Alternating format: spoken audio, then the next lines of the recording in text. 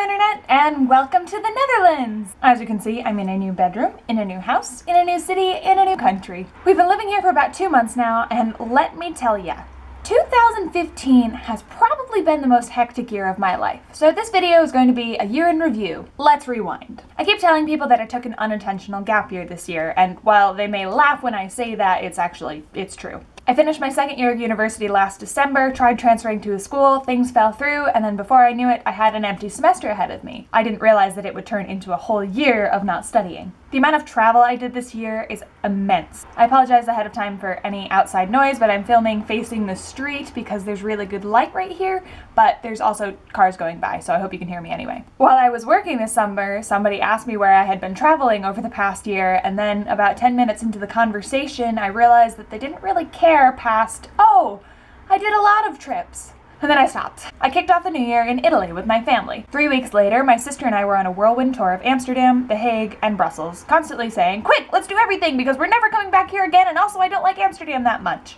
Needless to say, we didn't have any idea that we were moving here at that time. A month after that, we were in Ireland road tripping all across the Emerald Isle. A month later, I went to Texas for a month and met my one true love, queso. But everything means nothing if I ain't got you.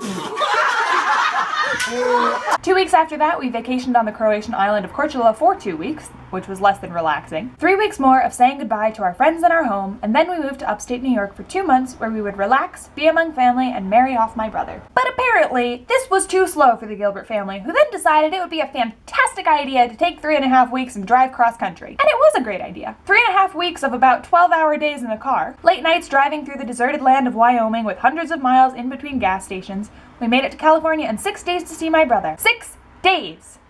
That's 3,000 miles and 42 hours in a car. Actually, it was more than that because we didn't realize how terrible the roads are once you get to the western half of America, and there's probably a quarter as many roads as there are on the eastern half of America, and it takes a really long time to get anywhere there. 3 days later, we took my brother with us on our way to Kansas to see my other brother.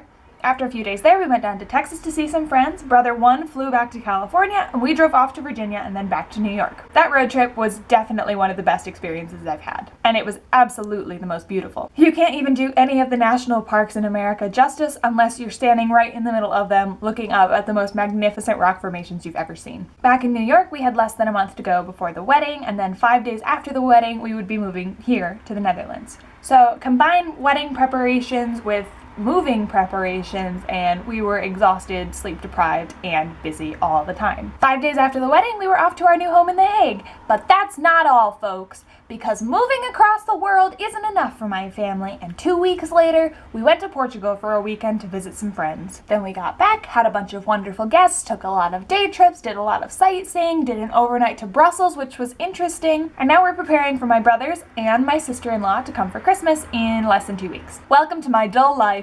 Just kidding, because I go back to school in January after a trip to Ireland. See what I mean? The travel never ends, and it's wonderful. Even though I wasn't accomplishing things like finishing another year of school or saving up a lot of money or anything, it was a really busy year. And I read a lot of books, and I drank a lot of coffee, and I wouldn't change a moment of it. So it was a good year, and I got to see a lot more of the world than I thought that I would get to see, even if a lot of that was just in America.